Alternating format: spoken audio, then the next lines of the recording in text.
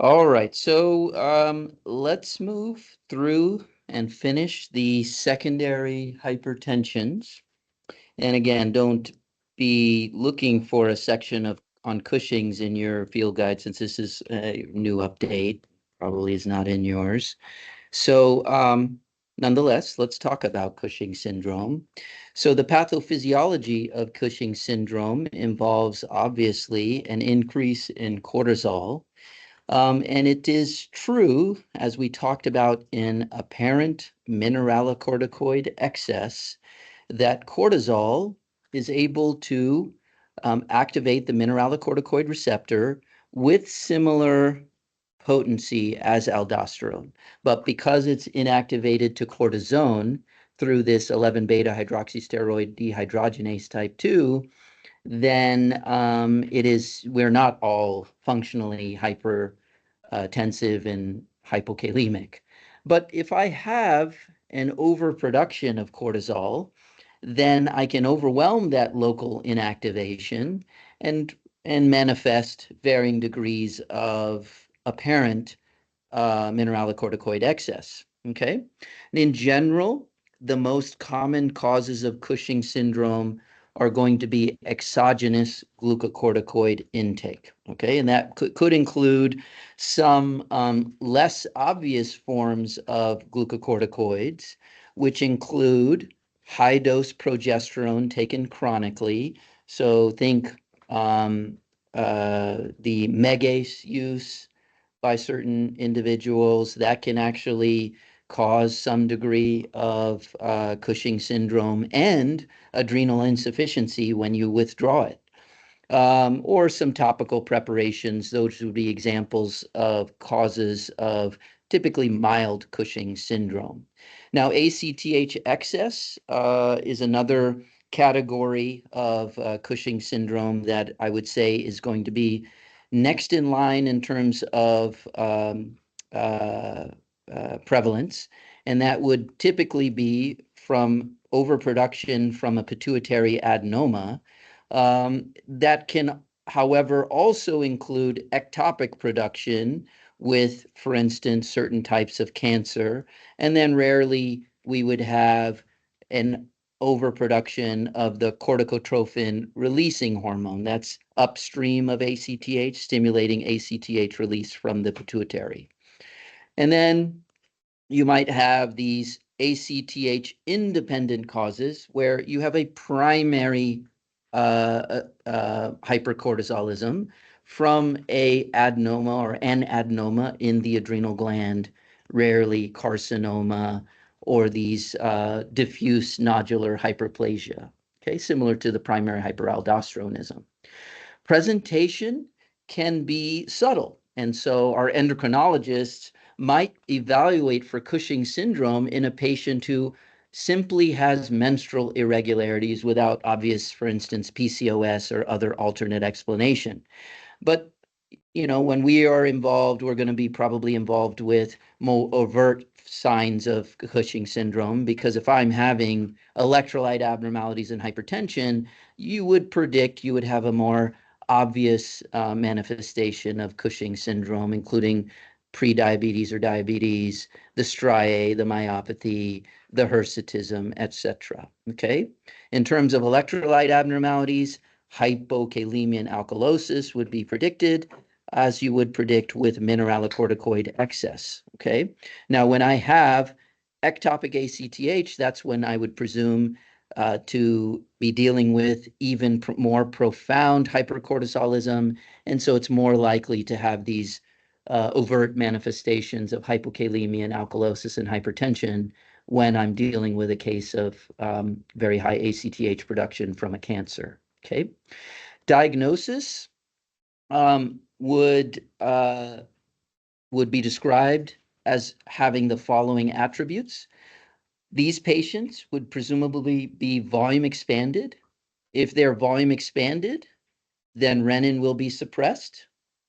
Because they're volume expanded from salt retention driven by cortisol, aldosterone would also be suppressed. Why? Because renin is feeding forward to angiotensin 2. So if renin is low, angiotensin 2 is low, therefore I'm turning off aldosterone production.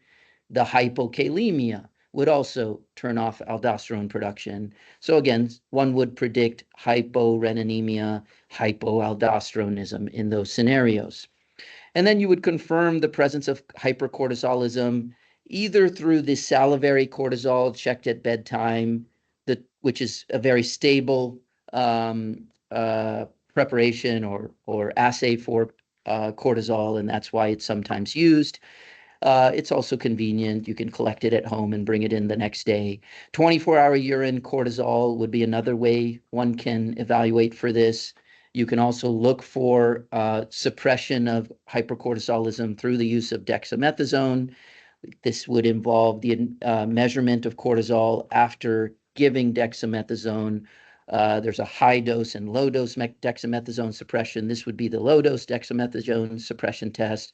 You're looking for suppression of cortisol as a normal response. If I can't suppress cortisol, then that would be consistent with hypercortisolism. Okay. Keep in mind that when you're giving cortisone, measuring cortisol, hydrocortisone, excuse me, that would confound cortisol, right? Hydrocortisone is biochemically identical to cortisol. So keep that in mind when you are trying to measure these things. The importance of using dexamethasone is it's very distinct from cortisol, and so it doesn't interfere with the measurement of cortisol. And that is why we're giving dexamethasone, a fluorinated glucocorticoid. Okay. If I have an individual receiving exogenous glucocorticoids that are different from hydrocortisone, then I can certainly still have Cushing syndrome, but in this case, obviously, cortisol will be suppressed, right? If I'm giving progesterone, for instance, cortisol will be suppressed in this scenario, right? Because you're giving a different glucocorticoid. What's that? Archie King, yeah. So ACTH you can also be measured to evaluate the cause of the glucocorticoid excess, looking for either the ACTH driven or ACTH independent causes. For instance, if I have adrenal adenoma causing this hypercortisolism, obviously ACTH would be suppressed. We've gone over the other causes of hypercortisolism that are driven by ACTH, so that should be intuitive. Okay, when I would see high or low ACTH, think it through. Don't memorize it. Moving on. There are no questions about Cushing's. Okay, pheochromocytoma, the zebra that one never finds. Okay, always looked for but never found. That's the take-home message that you should integrate or incorporate. And even if you have a positive pheo workup, you should still be questioning the validity of that test. That's another take-home that you should keep in mind. Pathophysiology might include certain hereditary forms. Alvin, we talked about some of these: neurofibromatosis, von Hippel-Lindau, that came up in our discussion. There's these multiple endocrine neoplasias that have the 3 Ps, right? The pituitary, and pheochromocytoma is another one of these. Okay, so then those are going to be the minority of cases, right? But if you have and those, patients may have fairly early onset, unusual disease where perigangliomas are basically catechol producing tumors that are existing in other areas outside of the adrenal glands. That's what a paraganglioma is. Or if I have bilateral disease, these would be atypical features where it makes sense to consider looking for these hereditary forms. Now, if I have a positive test in a patient who has von Hippel-Lindau, that dramatically increases the pretest probability, and that would be a trustworthy test. But outside of these syndromes, where you're looking for acquired spontaneous pheochromocytoma, you really have to be suspicious of a positive test. The test we rely on is typically looking for these catecholamines. You can do it with plasma tests or urinary tests. Obviously, looking at the plasma assay is going to be more easy to obtain. You can see that these have high sensitivity and reasonably high specificity. But remember, positive predictive value is what you're mostly interested in, not sensitivity and specificity. They're a function of sensitivity and specificity, but also prevalence of disease. So if you have a very rare disease, even if you have a positive test, you should be suspicious of that. That would still have a relatively low positive predictive value. So again, usually you'd say, oh, specific, highly specific, this should be a good test. No, remember, positive predictive value is driven by specificity and prevalence. In this case, it's rare, and so this should be, one should be suspicious for a false positive in a disease that's rare, okay? You're coming at a patient with a needle in hand, that's going to make people's catecholamines go up, okay? Tricyclics, beta blockers, amphetamines, methyl dopa can confound the test. Sometimes you're going to confirm testing with clonidine suppression. I don't have this here, but that would be a way to interrogate a supposedly positive test, look for clonidine suppression. You might use imaging also to make sense of a positive test, looking for the adrenal adenomas or the paragangliomas, either through abdominal CT, MRI, and then if you're really looking hard for an individual with MEN2A, you might do certain scintigraphy tests, looking for individuals, looking for the needle in the haystack, that paraganglionoma that might be existing somewhere outside of the adrenal glands. We generally, the textbook says, start them on alpha blockade before taking them to surgery, because taking them to surgery can cause a catastrophic increase in catecholamine, a surge of catecholamines, and result in, a heart attack on the OR table. So generally, we get the patient on alpha blockade. Phentolamine is the classic alpha blocker that we're using, and then after a week or so of sustained alpha blockade, then we can consider an interventional study like an interventional treatment like a surgery. Alvin, we talked about this, that, plenty of people who come in with hypertensive emergency actually have volume depletion because of pressure natriuresis. Pheochromocytoma is the classic scenario, which is primarily vasoconstrictive in origin, that these individuals have intravascular volume depletion. And so putting them on alpha blockade without liberalizing salt intake can cause a precipitous drop in blood pressure. That's why your hypertensive emergency patients who don't have neck veins that are distended, you need to be careful with simply putting those patients on vasodilator therapy, because they may in fact be volume depleted, intravascularly volume depleted, and then you decrease the vascular tone and the blood pressure falls off the cliff. But then, is that high salt diet? Or correct? Yes. Yeah. Okay. Moving on to renal artery stenosis. Okay, renal artery stenosis found in the rare hypertensive. It's not something that you should be thinking of high in your differential diagnosis for secondary hypertension. Consider this in an older patient who has new or suddenly worsening hypertension. That might be worth considering in a vasculopath. Diagnosis will obviously include high renin, high aldo, not suppressed renin, and that would be in the absence of interfering medicine. What would be an interfering medicine, Mustafa? What would cause a high renin, high aldosterone? What can you conceive of that increases renin, increases aldosterone in your patient? So, potentially MRAs would not, because that could cause a decreased aldosterone, but can still. No, that's So- incorrect. So actually, yeah, Will MRA, which is a blocker of aldosterone activity, lower your aldosterone level? Aldosterone level? MRAs just block aldosterone, right? So would you expect to see a low aldo if I'm just blocking its downstream effect? No. So just quick correction. MRAs don't lower aldo. Okay. That's just less relevant to this question, but I needed to clarify that.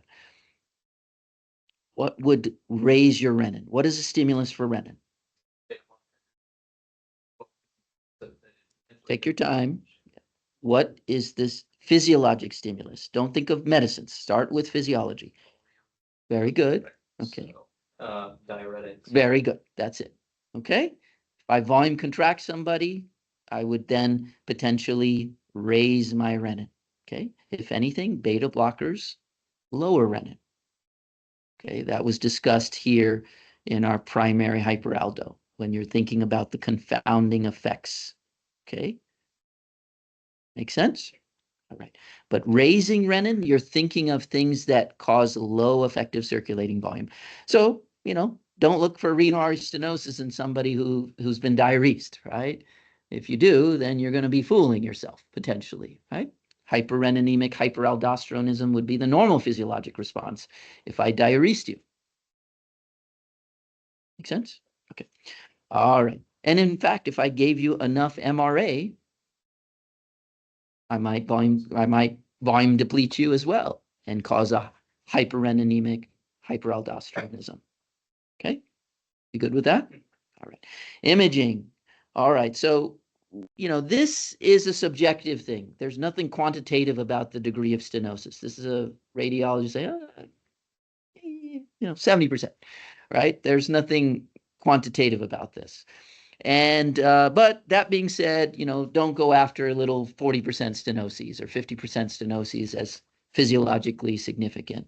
You got to have meaningful stenosis or pretty significant stenosis in order for this to be kind of top of mind as a potential cause of this hypertension. Most of this is proximal stenoses from, atherosclerotic disease, right? Mostly that's proximal stenoses, and those are easier to detect. However, the FMD, the fibromuscular dysplasia, can have stenoses more downstream, or it can have these classic beaded stenoses where I have multiple tight strictures in various segments of the renal artery. So that would be another, feature of FMD and maybe harder to find in a patient as opposed to the classic osteal stenosis. Okay. Duplex ultrasound is operator dependent. Okay. It's not a reliable test in many centers. CT angiogram, really, if you're really going after this, should be where your mind is, or potentially an MRA. This certainly has more accuracy than duplex ultrasounds. Treatment is going to be, in most cases, medical. Okay. Alvin and I had several good sort of bread and butter cases where we could talk a lot of physiology, where we had somebody who had a single kidney, 90% in-stent stenosis. Obviously, that patient should be restented, right? Well, this patient had acute kidney injury and a dissection of the aorta, excuse me, the renal artery. And so that's why even what seems to be obvious, 90% single renal artery stenosis, you should revascularize that. It's not clearly beneficial. Okay. So in general, we have two big randomized controlled trial, relatively big, Astral and Coral, talked about those trials that say there's no benefit of intervention over medical treatment. Okay. And so we generally rely on ACE inhibitors or ARBs because these are hyperreninemic, high angiotensin II, and hyperaldo patients. Don't forget, you can also use aldosterone blockade. So it may be the case that this patient with renal artery stenosis, when you give them too much, quote unquote, too much ACE inhibitor, their GFR starts to drop, right? Because they're depending on angiotensin for that post-glomerular vascular tone, right? In the setting of low ECV, they have angiotensin that is, here's my afferent, here's my glomerulus, here is my efferent, right? They're relying on angiotensin, even though effective circulating volume is low, they are maintaining pressure by post-glomerular vasoconstriction. And so if you give them the ACE inhibitor, they may drop their GFR too much, right? So give them a little bit of ACE inhibitor and then give them their MRA to block the hyperaldo component of this. So use a little of both to try and get that ideal blood pressure control. Okay, don't just think ACE inhibitor. This particularly in those patients who their GFR is dropping when you're giving them quote unquote too much ACE inhibitor. When you said like you mean just starting those up for antihypertensive or like even smaller like antiproteinuric dosage, clinically speaking. What is your definition of like giving small dose?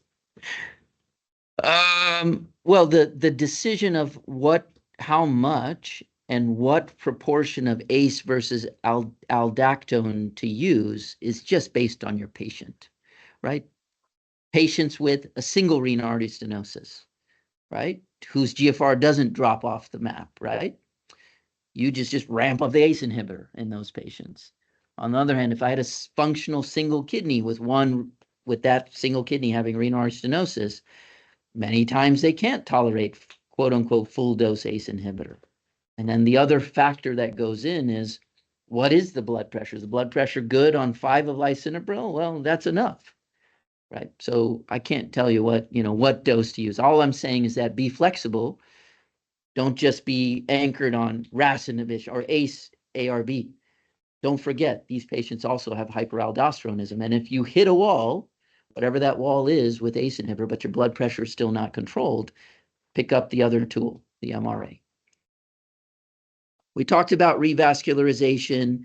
It really is reserved primarily for FMD now. And then in the patient with garden variety atherosclerotic disease who has certain features. One is a quote unquote significant gradient. Okay. This is not so reliable. None of these are reliable for predicting a good outcome with revascularization, but these are things that are variously reported in the literature, right?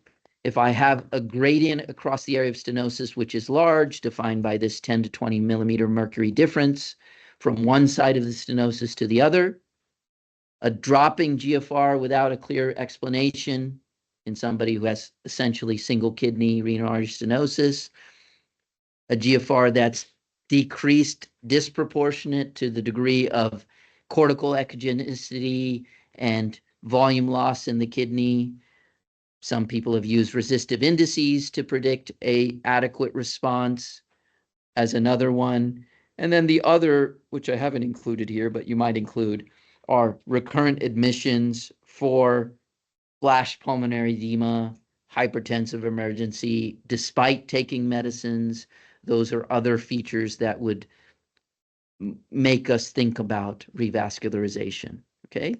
Don't forget that even if you do revascularize patients, at least one-fifth of those are going to have restenosis. And you're going to have to re-intervene, as what happened in our patient, Alvin, and my patient. Okay, moving on to OSA. I was very succinct here. I should probably add one more important factor. So please put a note in this. And this is included in some of the AHA, American Heart Association reviews on secondary hypertension. OSA is an extremely common cause of secondary hypertension, more than primary hyperaldo. And it's really mind-boggling to believe what's some of the literature that's out there suggesting that OSA explains about anywhere from 60 to 85% of resistant hypertension cases. So that is out there in the literature, reported by multiple investigators. So you can make an argument that even before you think of primary hyperaldo, you should be evaluating doing a sleep study. Maybe supposedly doing more sleep studies than renin and aldose based on that information. But sleep studies are often much harder to get timely. But what the point is, think of this, even in a patient who's maybe not so obviously got it based on their body habitus. Okay. Yeah. Isn't there also though in the endocrine society that maybe we're misdiagnosing a lot of hyperaldo syndromes? There's evidence that some people might have high aldo levels at younger ages without any abnormalities, that perhaps we're just having to not a sensitive enough diagnostic criteria for hyperaldo syndromes, as well as wouldn't that change the rates of secondary hypertension caused by aldo? Okay, I think you're not talking about OSA. You're just going back to primary hyperaldo, and you're asking whether the first test, screening test of renin and aldo should be trusted, because Endocrine Society is saying that actually there's some proven, now that's got to be in quotes, I guess, primary hyperaldo who don't have obvious hyperaldosteronism on the first test. Yes, that's supposedly true. Yes. Yeah, I guess I But getting at whole explaining 60 to 80% of hypertension, while it's important. I wonder if we're missing diagnosis of hyperaldo. And okay, so you're mapping it back to say, but this is saying that you were then saying that we missed a primary hyperaldo and they have OSA. maybe. Okay. Okay. Coarctation. I'm not going to go over much on coarctation. Okay, it's pretty bizarre. But think about the abnormal pulse exam. Okay, I'll just say that, right? Diminished pulses in the lower extremities is the more consistent finding, and then less consistently, you have left arm pulse, which is diminished compared to right arm pulse, and that just depends on where the coarc is. Is the coarc before the takeoff of the left subclavian or not? Right. Okay, so pulses. Congenital adrenal hyperplasia, pathophysiology, okay? All of these are autosomal recessive, essentially, okay? And they involve problems with various steroid hormones, including mineralocorticoids, glucocorticoids, or sex steroids, okay? So all of these are considered steroid hormones. They start with cholesterol as the backbone, and cholesterol has this conventional ordering system for the carbons on cholesterol. Okay, so I have the 3 carbon position, 11 carbon, 18, 17, and 21. The reason why those are highlighted in particular is because that's where the action is. As you can see down here, we'll talk about some of these.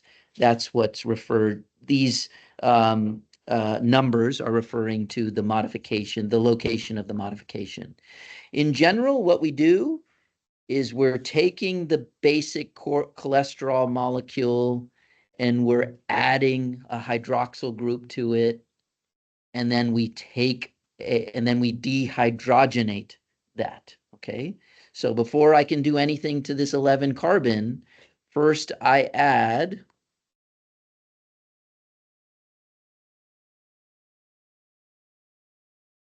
okay? First I have to add the OH, okay? And then I take that OH, I take away the hydrogen, and I make a double bond. Well, it's not letting me do that. Making the ketone group, okay? So that's the essentially standard modifications that are happening with these steps of steroid synthesis, okay? Or steroid hormone synthesis. All right. And then I can also take away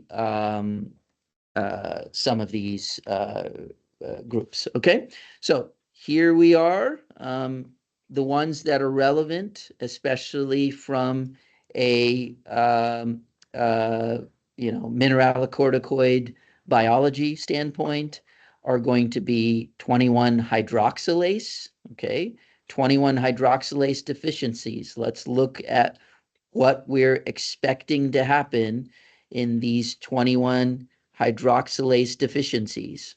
We're going to have a deficiency of mineralocorticoids, but excess androgen production. So here we are in the biosynthetic pathway, 21 hydroxylase. Here is the 21 carbon position, right? You can see this 21 carbon position. Here we are. I've got to find it myself here. Here's the 21 carbon position, right? And you can see that we're modifying that 21 carbon position, making this DOAC, which is a mineralocorticoid. It would also make the precursor of cortisol. So I might expect to have cortisol deficiencies, but I would be driving my steroid hormone biosynthesis towards sex steroid production. Okay. That's why I might have this virilization. Okay. What's relevant from a secondary hypertension standpoint, by the way, is going to be, by the way, these patients would not be hypertensive, right? Because I'm blocking the production of mineralocorticoids by this 21 hydroxylase deficiency. The ones that cause hypertension are here, 11 beta hydroxylase deficiencies, as well as this 17 alpha hydroxylase deficiency. So those are some of the things to keep in mind, and especially the 17 alpha hydroxylase, because we have a drug that inhibits this enzyme, this abiraterone that's used in prostate cancer. It's an anti-androgen, can mimic the 17 alpha hydroxylase phenotype of secondary hypertension. Okay, let's do this 11 beta hydroxylase deficiency. Again, I'm going to see excess mineralocorticoids as well as excess androgens. Let's see if we can predict why that's happening. Here we are on this 11 beta hydroxylase deficiency, right? And one can see, we'll have to explain this, one can see that I would predict aldosterone levels will be diminished in this patient who has this break in this part of the biosynthetic pathway.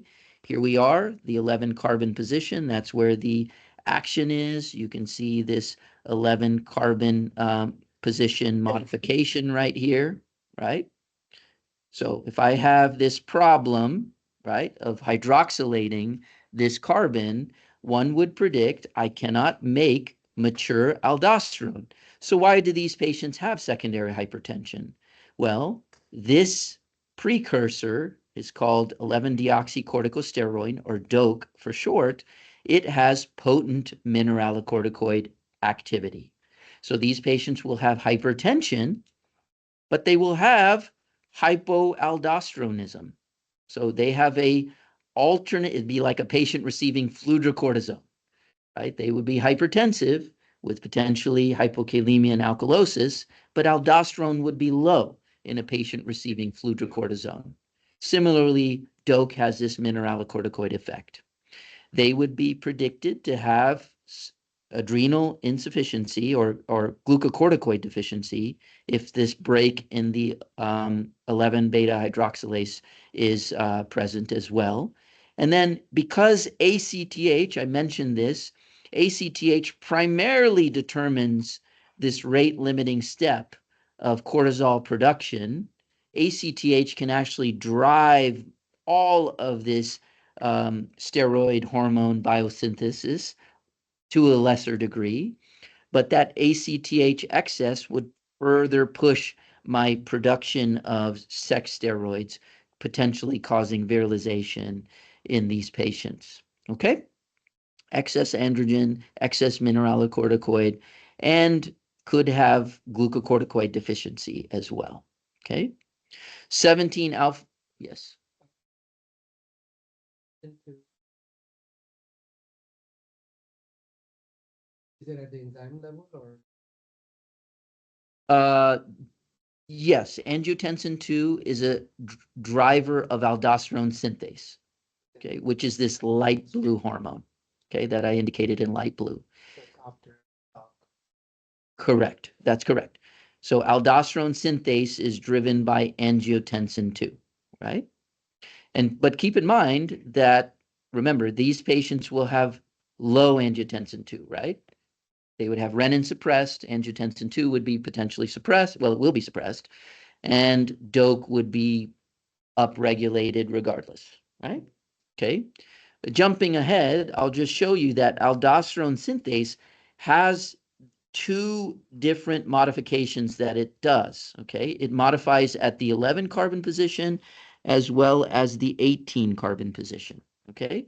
We talked about how you can have these unusual 18 hydroxylated uh, uh, um, uh, steroid hormones that are produced in that glucocorticoid remediable hyperaldosteronism.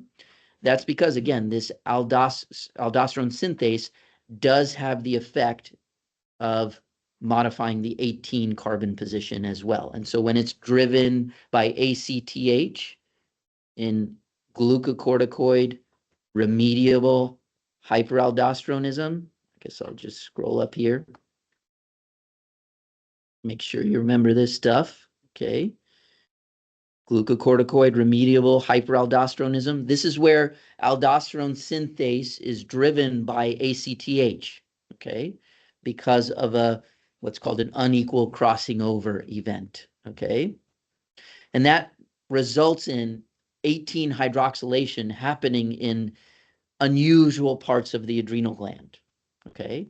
And that may show up as these 18 hydroxylated derivatives of cortisol. Make sense? Okay, so aldosterone synthase, again, has this effect of modifying the 11 carbon and then also modifying this 18 carbon position. Okay, see this? 18 carbon position, right? Okay. All right, so that's 17 alpha hydroxylase deficiencies. Here we are. You can see the 17 alpha hydroxylase enzyme modifying this 17 carbon position, right? Here's the hydroxyl group that's added to this 17 carbon position, right? And then on to sex steroids. So if I have a mutation in the 17 alpha hydroxylase, that's how I can shut down the testosterone production in a patient with prostate cancer. That's why it's used. Okay. However, if I'm blocking the production or blocking this limb of steroid biosynthesis, I am also inhibiting the production of cortisol, right? Because I have to get to this side to get to that. So patients with 17 alpha hydroxylase deficiency also have cortisol deficiency. If you have cortisol deficiency, what happens to ACTH? ACTH goes up. I told you that ACTH, although it affects primarily this 11 beta hydroxylase enzyme, okay, it also can drive these other biosynthetic hormones. I'm sorry, biosynthetic enzymes. Okay. So with this high ACTH, I start to manifest this mineralocorticoid excess.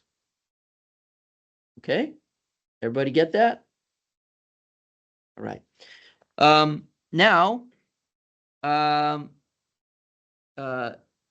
interestingly, patients who receive the 17 alpha hydroxylase inhibitor abiraterone are given a little bit of prednisone with this.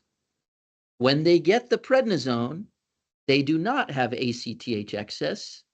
They do not manifest mineralocorticoid excess. So a classic, very or a very impactful patient that I had in renal clinic was a guy trucking along on his abiraterone and prednisone, doing fine, no hypertension. The prednisone refill fell off. And then he now is he went into hypertensive emergency and hypokalemic. Okay. So as long as you've got that ACTH suppressed, then you're good. Okay. However, if you drop that prednisone that is typically given with the 17 alpha hydroxylase inhibitor, that's when they manifest this hyperaldosterone or this mineralocorticoid excess. Okay. Yes. We had a patient with prednisone 5. When it was stopped for admission, he had findings consistent with adrenal insufficiency, low cortisol level. This was maybe a week after stopping. That was because he was on abiraterone And without prednisone. well, the abiraterone was stopped too. Oh, So okay. it was off both for a week. Okay. Prednisone 5, to my knowledge, shouldn't cause adrenal insufficiency. Yeah, the physiologic, well, it's said the physiologic replacement dose of would be equivalent to 7.5 of prednisone, but close enough to 5. Yeah, you shouldn't generally get overtly adrenally insufficient on about 7.5 of prednisone. Now, if you have a stressor, 7.5 is not enough. That's why we give hydrocortisone around surgeries to patients predisposed to adrenal insufficiency. So I don't know if that patient had a stressor. He was septic. Okay. Okay. So fair enough. He was stressed. Okay. All right. So moving on.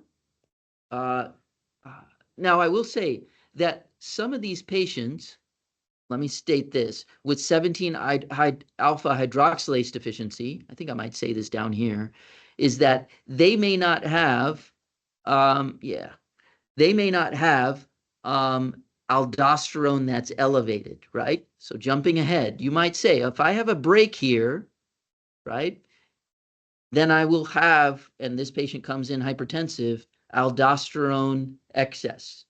Well, the fact of the matter is if I have a break here and I'm producing these steroid precursors at higher quantities driven by ACTH, and I have DOAC around, DOAC is activating the mineralocorticoid receptor, right? I'm getting volume expanded. I'm suppressing renin. I'm getting hypokalemic. My hypokalemia is therefore is turning off aldosterone synthase. These patients with 17 alpha hydroxylase deficiency typically don't have aldo that's high. Why? Because DOAC is the activating mineralocorticoid. Okay. All right. You can also have these very proximal defects in steroid biosynthesis, but that's not relevant to secondary hypertension. You would have a problem if I have this break right here. I would have a variety of predictable mineralocorticoid and glucocorticoid deficiencies. Okay, also androgen deficiency as well. Okay, let's talk specifically about the secondary hypertension, the ones that are associated with secondary hypertension. Again, hypertension, hypokalemia, and varying degrees of alkalosis. I might have cortisol deficiency. The ACTH is driven. I might even have hyperpigmentation if ACTH is in excess, right? These patients might not have, overt adrenal insufficiency because there may be some glucocorticoid effect from some of the other steroid hormones, right? This has some glucocorticoid effect, this corticosterone. So again, it may not be overt. We've talked about the various abnormalities in sexual development. It's primarily going to be manifest in the female with overproduction of the male hormones, testosterone causing ambiguous genitalia. Then you can also have, so again, that would be the most overt, manifestations. So this is gender dependent. Okay. You might also have the deficiencies, right? Predictable by the 17 alpha hydroxylase deficiency, right? I would have not precocious puberty, but underdevelopment in sexual characteristic or secondary sexual characteristics. Diagnosis, genetic testing is available. The biochemical tests we've kind of gone over. Just look at the pathways. I might see if I have 11 beta hydroxylase deficiencies, high serum 11 deoxycortisol with low cortisol. Okay. Why? Here we are. There's the break right here. So I have increases in the upstream metabolite, decreases in the downstream metabolite, right? Nowadays, I would say we're primarily going to genetic testing in many of these patients. Think through what you would see with respect to renin and aldosterone, okay? If I have DOAC, I'm going to suppress renin, and if my renin is suppressed, aldosterone will be suppressed.